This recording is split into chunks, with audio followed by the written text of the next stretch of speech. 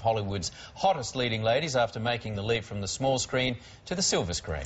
Richard Wilkins caught up with the budding star before heading off on assignment. Jason and I are seriously considering getting a divorce. And that is why we are going to go here. Kristen Bell's one of Hollywood's hottest new leading ladies. She first grabbed our attention in the TV series Veronica Mars. I'm working on a case now. That is so awesome.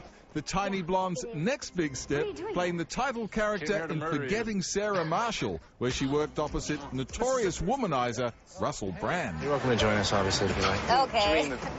Russell, bit of a handful.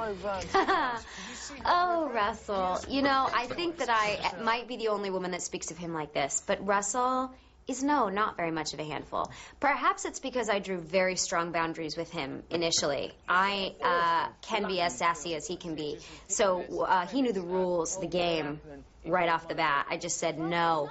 You know, he has this personality, and I'm sure he wants to trick you guys all into thinking that he's this womanizer, and I'm sure that he is at times, but he can also be very much a gentleman. While Forgetting Sarah Marshall was made in Hawaii, her new movie, Couples Retreat, was shot in Bora Bora.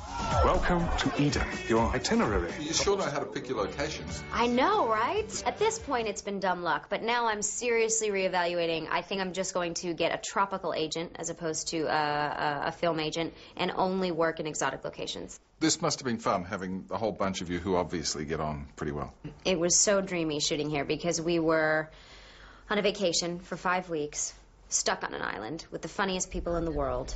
We happened to be shooting a movie by the time we left, and when we got home, they sent us a check. The all-star cast is headed by Vince Vaughn, Kristen playing Cynthia, who's married to Jason Bateman, that is.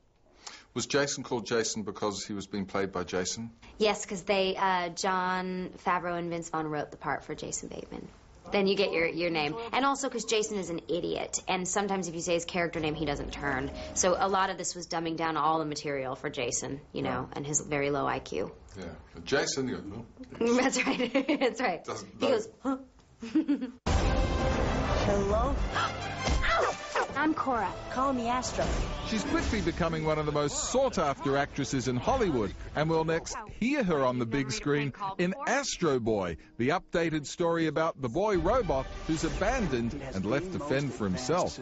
I had no idea about Astro Boy before I started, but then started learning how cultural it is overseas and how iconic it is and how the manga has been in so many people's lives for so long. He's kind of like the Mickey Mouse of Japan or Asia. It's obviously a totally different talent to providing a voice. It is, but it isn't. I think the same amount of work goes into it as far as character is concerned. You can't phone it in. There were definitely takes where, you know, Cora had to be a little bit more emotional, and I tried to fake one and heard it back and was superbly embarrassed and said, no, okay, I'm going to need a minute to get into that headspace. So it's almost harder in that respect. But as a girl, in reality, it's a lot easier not to have to go through hair and makeup.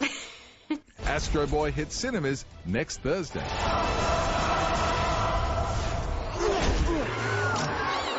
Huh? I got machine guns in my butt.